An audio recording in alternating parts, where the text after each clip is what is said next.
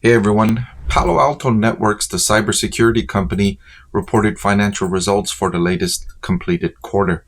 Now, I was really interested to see these results, especially after what happened with CrowdStrike and that major outage.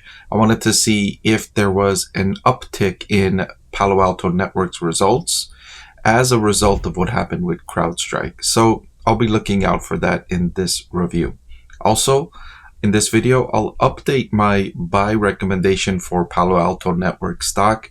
I had the stock rated as a hold or market perform coming into these results, and I'll update that following the analysis of these results.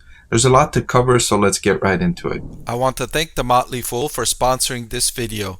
Visit fool.com/Parkev for the 10 best stocks to buy now. All right, so in the fourth quarter of 2024, the company reported total billings of $3.5 billion, which was an 11% increase year over year. The company had forecasted a 9.5% increase at the midpoint, so it beat its own expectations that it set on May 20th. The company also delivered $2.19 billion in revenue, which was a 12% increase year over year. Again, that beat its own forecast of 10.5% it gave investors on May 20th as well.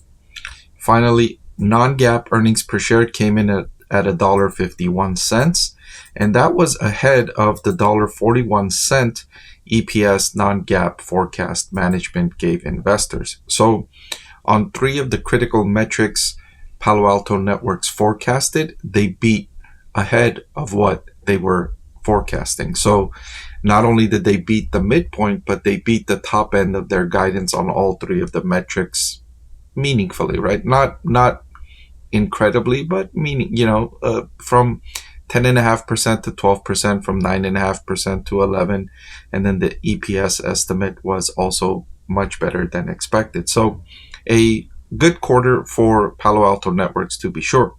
Another important metric I've been looking at more so recently with Palo Alto Networks is the remaining performance obligation. That number increased to $12.7 billion, and that was up by 20% year over year. I like to see this number increase faster than revenue growth because remaining performance obligation eventually turns into revenue.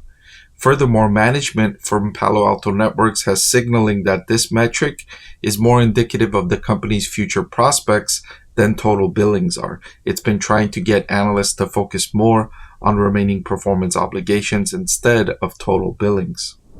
One of the concerning factors with Palo Alto Networks is the decelerating growth.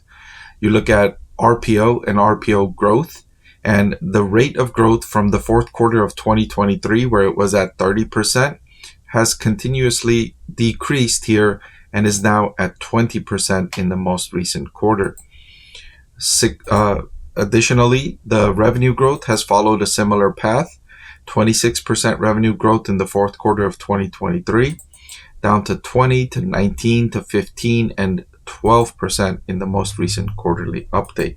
So a decelerating growth rate is not highly desirable, especially when you have a company like Palo Alto Networks that's not selling at a cheap valuation. Palo Alto Networks is trading at a forward price to earnings of 51.63.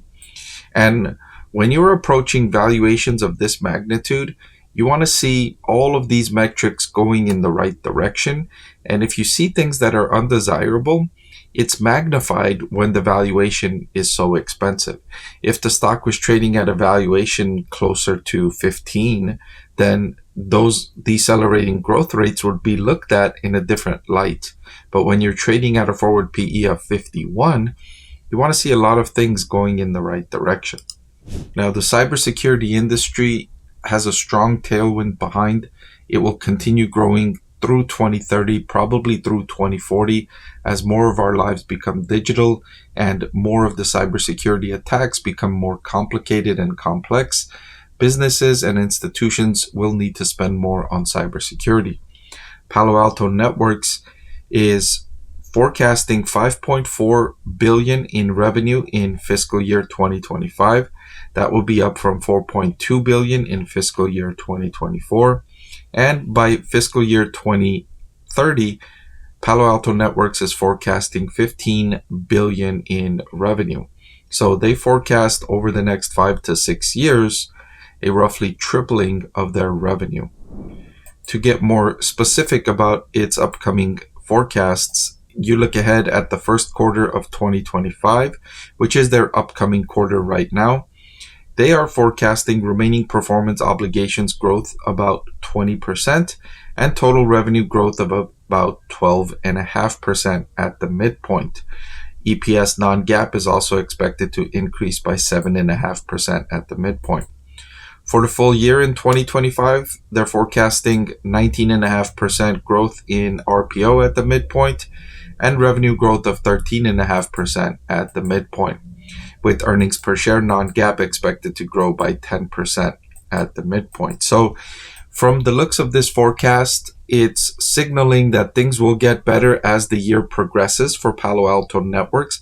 As you can see, the revenue growth rate for the full year is higher than the revenue growth rate for the first quarter, and the EPS growth rate for the full year is also higher than the EPS growth rate expected for the first quarter.